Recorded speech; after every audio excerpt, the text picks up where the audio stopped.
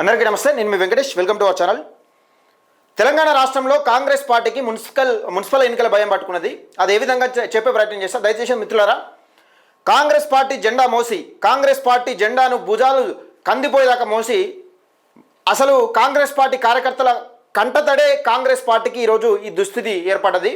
Congress party కార్యకర్తలను గుర్తించకుండా, party కోసం పనిచేసిన కార్యకర్తలను గుర్తించకుండా ఇష్టానుసారంగా అక్కడ రేవంత్ రెడ్డి గారే ముఖ్యమంత్రి గారేమో ఇష్టానుసారం ఆయన పైన కార్పొరేషన్ పదవులలో వాళ్ళ సామాజిక వర్గానికి సంబంధించిన వాళ్ళను పెట్టుకుంటూ పోతా ఉన్నాడు.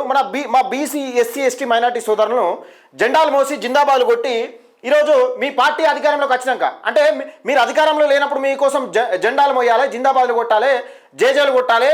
మీ అధికారంలో లేనప్పుడు కూడా మీ పార్టీ కోసం కాంగ్రెస్ పార్టీ ఎక్కడున్నది రాబోయ్ అనేటప్పుడు కూడా మా కార్యకర్తలు, మా బీసీ ఎస్సీ ఎస్టీ మైనార్టీ కార్యకర్తలు ఏం చేసిరు?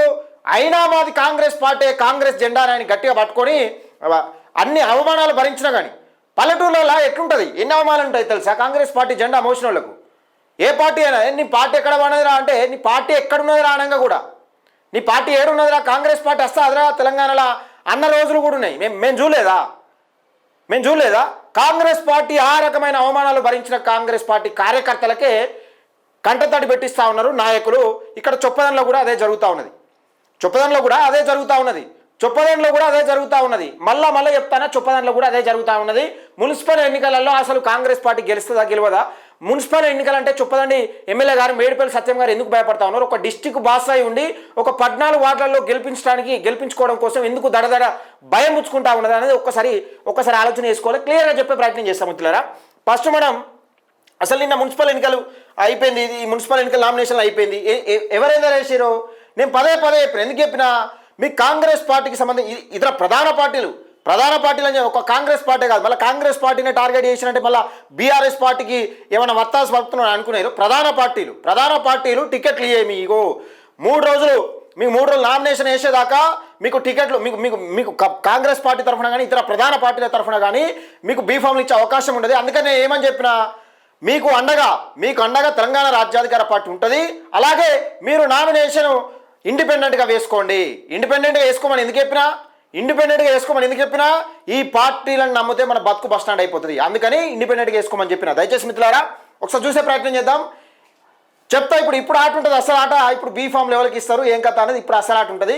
మనం చొప్పదండి నియోజకవర్గంలో ఎంతమంది వేసారు అనేది ఒకసారి కీలకంగా చెప్పే ప్రయత్నం చేస్తా. వీళ్ళు ఏంటంటే పార్టీ తరఫున బీఫామ్లు ఎందరు వేసారని మీరు చూస్తున్నారు. మేమేం చూస్తున్నాము, ఇక్కడ ఇండిపెండెంట్ తరఫున పార్టీలకు వ్యతిరేకంగా, ప్రధాన పార్టీలకు వ్యతిరేకంగా ఎంతమంది వేసారని మేము చూస్తున్నాము. ఇక్కడ చూడరు. చొప్పదండి మున్సిపాలిటీలో 117 నామినేషన్లు దాఖలు.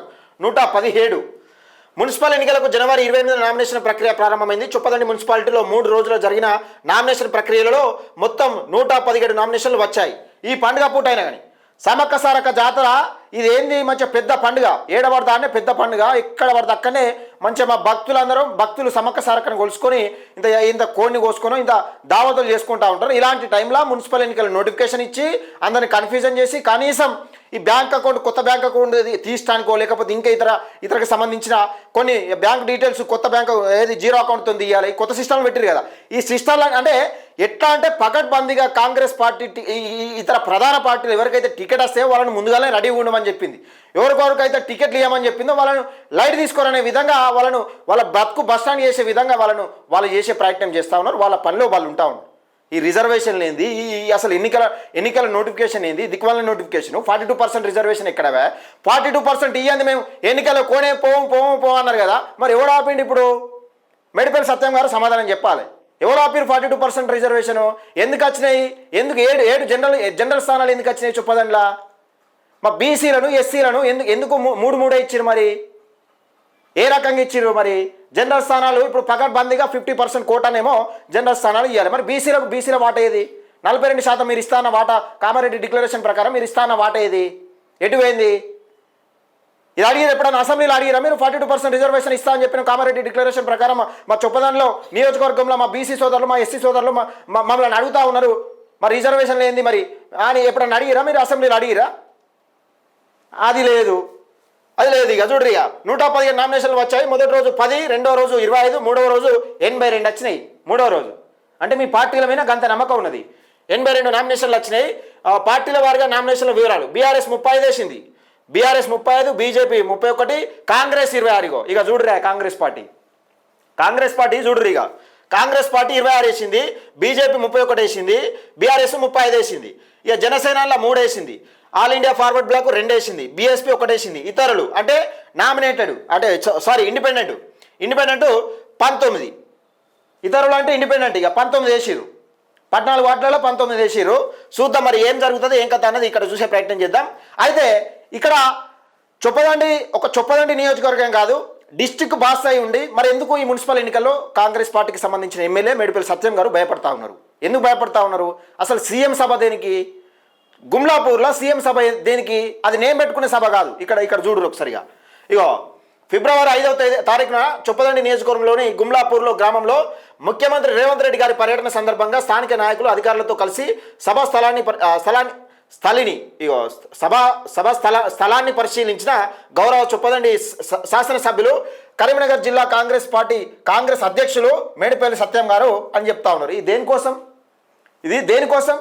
ఒక 14 వార్డులు గెలిపించుకోలేవు నువ్వు ముఖ్యమంత్రి గారితో ఇంకా పెద్ద ఎత్తున ఒక 14 వార్డులు గెలిపించుకోలేక నువ్వు ముఖ్యమంత్రి గారితో సభ పెట్టిస్తున్నావు. ఇది తెలియదు ఎవరికి? ఎందుకంత భయం మరి? మున్సిపల్ ఎన్నికలంటే మీ పార్టీ మీద నమ్మకం లేదు, మీరు ఇచ్చిన హామీల మీద నమ్మకం లేదు. ఇంత మీరు చొప్పదండి నియోజకవర్గంలో ఇచ్చిన హామీల నమ్మకం లేదు మీకు. 6 నెలల్లో అది చేస్తా, నీళ్ళు కడుగుతా, కాళ్ళు కడుగుతా అంటే అది ఎక్కడిదక్కడిని విడిచిపెట్టి మనిషికి 5,000 10,000 సరే మీ కర్తవ్యం, అది మీ బాధ్యత. అది మీరు చనిపోయినా పోవాలి, ఏది పెళ్ళైనా పోవాలి, లేకపోతే చావైనా పోవాలి, మీ బాధ్యత అది. ఏ ఎమ్మెల్యే గెలిచినా రేపు ఎవరు గెలిచినా అది బాధ్యత అది. కానీ మీరు హామీలు ఇచ్చిందట్టు పోయింది. అసలు హామీలు ఎటువే? 6 నెలలలోపు అది చేస్తా ఇది చేస్తా అని పెద్ద డైలాగులు ఇచ్చారు కదా, అవి అన్నిటివేనే అంటున్నా. అవి ఏడవేనే అవి అంటే అందరిలాగానే నేను అధికారంలోకి వచ్చినాక మాట మారిస్తే కథం వాళ్ళని మాట్లాడితే వాళ్ళ మీద కేసులు పెట్టిస్తా, లేకపోతే వాళ్ళని దండిస్తా, ఎవరైనా ఫేస్బుక్లో కానీ ఇన్స్టాగ్రామ్లో కానీ కామెంట్లు పెడితే వాళ్ళని పొల్లు దండిస్తా అనుకుంటూ ఊరుకుంటారా? ఊరుకోరు కదా. ఊరుకుంటారా? అందరూ ఊరుకుంటారా? ఊరుకోరు కదా. ఈ సభ ఎందుకు పెట్టిరో సమాధానం చెప్పాలి. ముఖ్యమంత్రి 14 వార్డులు ఉన్నాయి, ఒక జిల్లాకు బాసు. మీరు జిల్లాకు బాసు 14 వార్డులు గెలిపించుకోలేని మీరు దేనికోసం పెట్టిన సభ? ముఖ్యమంత్రి రేవంత్ రెడ్డి గారి సభ దేనికి? ముఖ్యమంత్రి రేవంత్ రెడ్డి గారు వచ్చింది ఎక్కడన్నా గెలిచిరా? ఎమ్మెల్సీ ఎన్నికల్లో ఆల్ఫోర్స్ నరేందర్ రెడ్డి గారు నిల్చుంటే ఏమైంది? నరేందర్ రెడ్డి తీసేసి నరేందర్ గెలవకుండా మా పార్టీకి ఏం నష్టపోయేది ఏం లేదన్నారు. గెలిచిండా? కంకణం కట్టుకొని ఓడగొట్టిరు. ఎందుకు ఓడగొట్టిరు? మనం చేసే పనులు కరెక్ట్ ఉంటే మనం అధికారంలో ఉన్నాం, ఎందుకు ఓడిపోతున్నాం? మరి మన కార్యకర్తలనే కంటతడి పెట్టి ఇవ్వడుతుంది. ఇది నేనంటున్న మాట కాదు. కార్యకర్తలు నాకేదో చెప్పుకొని నాకు గోడు వెళ్ళబోసుకున్న మాట కాదు. ఇంకా నేను లైన్ పెడితే మీ కార్యకర్తలు ఒక్కసారి మైకు పెడితే ఆ గోడు వెళ్ళబోసుకుంటే మీరు ఇక్కడ ఉండరు. రైట్, ఇది నేనంటున్న మాట కాదు. ఒకసారి చూసే ప్రయత్నం చేద్దాం. ఇక్కడ చూడరు. కాంగ్రెస్ కంట రక్త కన్నీరు విలిపిస్తున్న పేట కాంగ్రెస్ నాయకులు కార్యకర్తలు ఒక్కరికి కూడా దక్కని ప్రాధాన్యం. గతిలేక ఇండిపెండెంట్గా నామినేషన్ దాఖలు. మన స్వప్నాలు కూడా అదే జరుగుతుంది. మరి గతిలేక మీ పార్టీ ఇస్తుందయ్యా అని గతిలేక ఇండిపెండెంట్గా వేస్తున్నారు. మన చొప్పదాల్లో కూడా అదే జరుగుతుంది. మరి కొంతమంది ఇళ్లలో కూర్చుని ఏడుపులు. అంటే ఏ రకం అంటే మీరు ఈరోజు అధికారంలో ఉన్నారంటే కాంగ్రెస్ పార్టీని చూసేదో ఓటేయలే. కాంగ్రెస్ కార్యకర్తలు పాపం పార్టీ అధికారంలో ఉన్నా లేకున్నా అసలు కాంగ్రెస్ పార్టీ ఏడున్నదరా అనే రోజులలో కూడా అవమానాలు భరించి నీళ్లు మింగుకొని ఈరోజు కాంగ్రెస్ జెండాను మోసి మీరు అధికారంలో తీసుకొచ్చారు. మీకు ఎంతో కొంత బీఆర్ఎస్ చేసిన బీఆర్ఎస్ మీద ఉన్న వ్యతిరేకత మీకు ప్లస్ అయింది అంతే. అని మీరు 6 గ్యారెంటీలు సక్రమంగా అమలు చేస్తారనో, లేకపోతే మీరు ఉచిత బస్సు ప్రయాణం ఇస్తారనో ఇవి కూడా చూడలే. మీరు అడగోలు హామీలు ఇచ్చారు. దేనికి ఎంత బడ్జెట్ పెడతారని అవగాహన లేకుండా ఇష్టానుసారంగా రాష్ట్రం అప్లకుప్పైందని తెలిసి మీరు రాష్ట్రం అప్లకుప్పైందని చెప్పింది మీరే, మీకు తెలిసే. అయినా కానీ అడ్డగోలు హామీలు ఇచ్చి ఇప్పుడు చేతులు ఎత్తేస్తే ఎవరు ఊరుకుంటారు? ఎవరు ఊరుకోరు. ఇక చూడరు. 3 దశాబ్దాల పాటు పార్టీని నమ్ముకున్న వారికి దిక్కుదోచని స్థితి. 3 దశాబ్దాల పాటు దిక్కుదోచని పరిస్థితులు ఉన్నారు. అయితే మున్సిపల్ ఎన్నికల్లో పార్టీల తీవ్ర నైరాశ్యం. ఇక్కడ చూడండి, ఇక్కడ మున్సిపల్ ఎన్నికల్లో పార్టీలో తీవ్ర నైరాశ్యం. అంటే పార్టీల అంతర్గత కుమ్ములాట ఉన్నది. అంటే పార్టీ గురించి పనిచేసిన గుర్తించకుండా ఇష్టానుసారంగా ఇల్లు ఇష్టంలోనికి ఇస్తున్నట్టు. ఇక కాంగ్రెస్ పార్టీకి సంబంధించిన కార్యకర్తలు ప్రతి ఒక్కరికి అండగా నిలిచే బాధ్యత నాది. ఎందుకంటే మీరు పార్టీ కోసం పనిచేసిరు. నాకు తెలుసు ఏ రకంగా పనిచేసిరు. చొప్పదండి నియోజకవర్గంలో నికార్సైన కార్యకర్తలు ఎవరైనా నాకు తెలుసు. అయితే నియోజకవర్గ కేంద్రమైన అశ్వరావుపేటకు సంబంధించింది ఇది. అశ్వరావుపేటనే కాదు, అన్ని నియోజకవర్గాల్లో ఇట్లనే జరుగుతూ ఉంది. ఒకసారి చూసే ప్రయత్నం చేద్దాం. అయితే ఇక్కడ విషయం ఏంటంటే ఈ చొప్పదండి నియోజకవర్గంలో ఎట్లా జరుగుతుందో నీకేం తెలుసు అని అంటారు కదా. మనం ఇంతకుముందు సునీల్ అని ఒక దళితుడు, పాపం దళితుడు, ఒకటే సామాజిక వర్గం. మా చొప్పదండి ఎమ్మెల్యే గారిది ఉంది, సునీల్ ఉంది, ఒకటే సామాజిక వర్గం. ఇక నీకు సునీల్ నీకు ఇంతకన్నా పెద్ద పోస్ట్ ఇస్తాడు. ఇవరకు ఒక చైర్మన్ పదవి వేయింది, ఒక చైర్మన్ పదవి వేయింది, చైర్మన్ ఇస్తారనుకున్నాం. అది ఇవ్వకుండా ఇప్పుడు మున్సిపల్ ఎన్నికల్లో పక్కదారి పట్టించేందుకు ఈయనని ఏ విధమైన పన్నాగం పడుతున్నారు, ఈయనను ఎన్నికల్లో పోటీ లేకుండా ఈయనతో అడ్డు తొలగించుకుందుకు ఏ విధమైన కుట్రలు పడుతున్నారని ఒకసారి చూసే ప్రయత్నం చేద్దాం. ఇగో ఇది చొప్పదండి వాయిస్ అని, చొప్పదండి గ్రూప్. ఈ గ్రూప్ ముఖ్య ఉద్దేశం ప్రజల సమస్యల గురించి కొట్లాడడం అని ఈ గ్రూప్ పెట్టుకున్నారు. అయితే ఇలా గ్రూప్లో ఏం జరుగుతుంది చూడండి. అయితే ఇక్కడ విషయం ఏంటంటే ఈయన చెప్పినాం కదా నిన్న, కాంగ్రెస్ పార్టీకి సంబంధించిన సునీల్ కాంగ్రెస్ సీనియర్ నాయకులు, సీనియర్ కార్యకర్త, ప్రజలకు అందుబాటులో ఉంటూ ప్రజల సమస్యల గురించి నిత్యం ఆలోచిస్తూ ప్రజల గురించి కొట్లాడుతున్న వ్యక్తి అని మనం చెప్పినాం. అంటే ఈయన పేదోడు, పాపం ఈయన పైసలు ఉంటేనో పెద్దోడు అవు, కానీ ఈయన పేదోడు అయిపోయాడు. కాంగ్రెస్ పార్టీ కార్యకర్త పేదోనికి మరి టికెట్ ఇస్తుంది అయ్యేదన్న విషయం మనం మాట్లాడినాం. నిన్న కాంగ్రెస్ పార్టీకి సంబంధించి ఆవేదన వెలగక్కున్నాడు. నిన్న ఆవేదన వెళ్ళాక్కున్నాడు. పార్టీ గురించి కష్టపడడానికి టికెట్లు ఇవ్వకుండా ఇష్టానుసారంగా ఎవరు కొడితే వాళ్ళకి ఇద్దరు ప్రధాన పార్టీలను పెట్టుకున్నారు. ఇక కాంగ్రెస్ పార్టీకి సంబంధించి ఇవి పెట్టినాక దర్శకున్నారు పాపం. ఇగో మొత్తం డిలీట్ చేయించారు. మన వీడియో అలా వైరల్ అయిపోయింది, ఎక్కడ వైరల్ అయిపోయింది. నిన్న సోషల్ మీడియాలో తెగ వైరల్ అయిపోయింది మన వీడియో. కాంగ్రెస్ పార్టీ గురించి మాట్లాడాం కాబట్టి తెగ వైరల్ అయిపోయింది. అలా కార్యకర్తల మనోభావాలు, పాపం వాళ్ళ భావాలు, వాళ్ళ బాధలు వాళ్ళ వెళ్ళగక్కుంటే మనం మాట్లాడితే వాళ్ళ గురించి ఇలా బాధ అనిపించింది అన్నట్టు. ఇలాగో బాధ అనిపించింది, మేము ఇట్లా అణిచివేస్తాం, మీరు ఎందుకు మాట్లాడతారు అన్నట్టు గ్రూప్లో మొత్తం డిలీట్ చేసి అడ్మిన్ సోన్లను పెట్టిరు. ఇగో చొప్పదండి వాయిస్ మొత్తం అడ్మిన్ సోన్లు పెట్టి ఆగుతుందా మళ్ళీ వస్తుంది. ఇగో గిట్నే ఇగో నాకు మరియు నాకు సంబంధించిన మిత్రులకు ఫోన్ చేసి భయభ్రాంతులకు గురి చేస్తున్నారు కొందరని పెడుతున్నారు. ఇగో చూడు కథ. ఈ గింత భయం ఉన్నాక మీరు మున్సిపల్ ఎన్నికలు అంటే గింత భయం పుచ్చుకున్నాక ఇగో భయం పుచ్చుకుంటా ఉన్నది. క్లియర్గా చెప్తున్నా, చొప్పదండి మున్సిపల్ ఎన్నికల్లో కాంగ్రెస్ పార్టీ ఓటమి దెబ్బగా చితకేలా పడబోతా ఉంది మొత్తం చొప్పదండిలా. ఒకసారి చూసే ప్రయత్నం చేద్దాం. ఇక్కడ ఇంకొక ట్విస్ట్ ఏంటంటే, ఇంకొక మంచి ట్విస్ట్ ఉంది, నేను చెప్తా. ఇక్కడ ఎవరి మీద ఎన్ని కేసులు ఉన్నాయి, ఎవరు ప్రభుత్వ అసలు మున్సిపల్ ఎన్నికల్లో పోటీ చేయాలంటే అర్హతలు ఏంటి ఫస్ట్ మనకు తెలవాలి. ఒకసారి చూడురి. మున్సిపల్ ఎన్నికల్లో పోటీకి పూర్తి మార్గదర్శకాలు, నామినేషన్ పత్రాలు, డిపాజిట్, వ్యయ పరిమితులు, అభ్యర్థుల అర్హతలు ఏంటి మరి అంటే భారత పౌరుడు. ఇక భారత పౌరుడు అని ఇక్కడ ఐడి కార్డు ఉండాలి, భారత పౌరుడు అయి ఉండాలి, వయసు కనీసం 21 ఏళ్ళు ఉండాలి, ఆయా మున్సిపాలిటీ కార్పొరేషన్ పరిధిలో ఓటర్ అయి ఉండాలి. అంటే ఎక్కడెక్కడ పోటీ చేస్తున్నారో అక్కడ మున్సిపాలిటీ పరిధిలో, కార్పొరేషన్ పరిధిలో లేకపోతే ఓటర్ అయి ఉండాలి. ప్రభుత్వ కాంట్రాక్టర్లు అనర్హులు. ప్రభుత్వం పనిచేస్తున్న కాంట్రాక్టర్ ఏవైతే తీసుకొని పనిచేస్తున్నారో వాళ్ళు అనర్హులు. చొప్పదండిలో కాంగ్రెస్ పార్టీకి సంబంధించిన కార్యకర్త ఎవరైనా, ఒక నాయకుడు కానీ, లీడర్ కానీ, ఇంకెవరైనా కానీ ప్రభుత్వానికి సంబంధించిన కాంట్రాక్టులు తీసుకొని పనిచేస్తున్నారా ఒకసారి 2 సార్లు చెక్ చేసుకోరి. లేకపోతే మీకు కాంగ్రెస్ పార్టీకి సరి భజన ఉంటుంది పక్కా. నేను చెప్తున్నా కదా, మీరు పెద్ద బడా బాబులకు కాంట్రాక్టులు ఇచ్చుకుంటా వాళ్ళను రంగంలోకి దించి మా పేదలను, మా బీసీ, ఎస్సీ, ఎస్టీ మైనార్టీలను దెబ్బ కొట్టేందుకు పైసలతోని ఆట ఆడుతూ ఉంటారు. మీకు ఇది అధికారంలోకి రావడం కోసం బీసీలు, ఎస్సీలు, ఎస్టీ మైనార్టీలు ఇల్లు కొట్లాడాలి. అధికారంలోకి వచ్చిన తర్వాత బడా కాంట్రాక్టర్లు పెద్దోళ్ళకు, బడా బాబులకు, డబ్బులు ఉన్న వాళ్ళకి ఇచ్చి మా బతుకులు ఇక్కడ కనీసం కౌన్సిలర్ కాకుండా మమ్మల్ని ఆపే ప్రయత్నం చేస్తున్నారు, మా బిడ్డలను ఆపే ప్రయత్నం చేస్తున్నారు. ఇది ఒకసారి చూసుకొని మళ్ళా చెప్తున్నా. ప్రభుత్వ కాంట్రాక్టర్లు అనర్హులు. ఇది ఒకటి. లాభదాయక పదవుల్లో ఉన్నవారు అనర్హులు. ఇది వరకు లాభదాయక పదవుల్లో ఉన్నవారు అనర్హులు. ప్రభుత్వ సేవలు నుంచి తొలగించిన వారు అనర్హులు. దివాలా ప్రకటించిన ఐపీ వ్యక్తులు అనర్హులు. అంటే అప్పులు ఎగ్గొట్టిన వాళ్ళు కానీ, లేకపోతే ఐపీ పెట్టిన వాళ్ళు కానీ, ఇది కథ. ఈ ఐపీ పెట్టిన వాళ్ళు అనర్హులు. నామినేషన్ విధానం, పార్టీ అభ్యర్థులకు బీఫామ్ తప్పనిసరి. నామినేషన్ల ఉపసంహరణ గడువులోపు ఆర్ఓకి సమర్పించాలి. నేను ఏమని చెప్తున్నానంటే, పార్టీ అభ్యర్థులకు బీఫామ్ తప్పనిసరి. ఎవరైతే పార్టీ గురించి మేము పార్టీ నుంచి చేస్తున్నామని చెప్పినారో వాళ్ళకు పార్టీ బీఫామ్ తప్పనిసరి. అందుకనే ఇక్కడ ఏ ప్రధాన పార్టీ అయినా కానీ ఒక పార్టీ తరఫున వేసిరు, ఒకటి ఇండిపెండెంట్గా వేసిరు. ఈ పార్టీల మీద నమ్మకం లేక, ఈ దిక్వాల పార్టీల మీద నమ్మకం లేక ఒక పార్టీ మీద వేసిరు, ఒకటి ఇండిపెండెంట్గా వేసుకున్నారు. గట్లున్నది మన పరిస్థితి. అయితే నామినేషన్ల ఉపసంహరణ గడువులోపు ఆర్ఓకు సమర్పించాలి. పార్టీ అభ్యర్థులకు ఒక ప్రతిపాదన కూడా సరిపోతాడు. స్వాతంత్రులకు 10 మంది ఓటర్ల ప్రతిపాదన తప్పనిసరి అంటే తీసేసినట్టున్నారు. ఇక గరిష్ట నామినేషన్లు 4 వేసుకోవచ్చట. గరిష్టంగా 4 నామినేషన్లు వేసుకోవచ్చు. నామినేషన్కు కావాల్సిన పత్రాలు, నామినేషన్ ఫారం, అఫిడవిట్స్, ఆస్తులు, అప్పులు, ఆదాయం, కేసులు.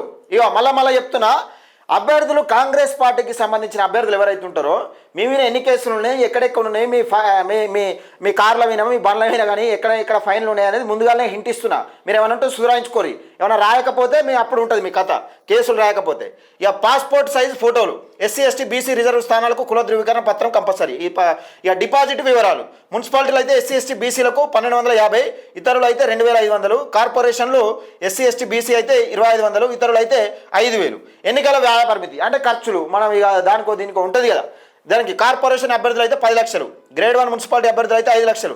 నామినేషన్ ముందే ప్రత్యేక బ్యాంకు ఖాతా తప్పనిసరి. ప్రచార వాహనాలు సోషల్ మీడియా ఖర్చులు ఈ ఖాతా నుంచే చేయాలి. అంటే ఇక్కడ నేను చెప్తున్నా, ఎందుకంటే ఇంత ఆగమాగం ఇచ్చి కనీసం అంటే ఇప్పుడు మీరు చెప్పకుండా కనీసం ఒక పద్ధతి, ఇప్పుడు నోటిఫికేషన్ వస్తుంది, ఇప్పటి నుంచి ఇప్పటికి నామినేషన్ ఉంటుంది, ఇప్పుడు విత్డ్రాల్ ఉంటుంది అని కనీసం చెప్పకుండా ఏది అరే దొంగలు కనీసం దొంగలు వచ్చే ముందు నాకు ఇంత సపోర్ట్ అవుతుంది.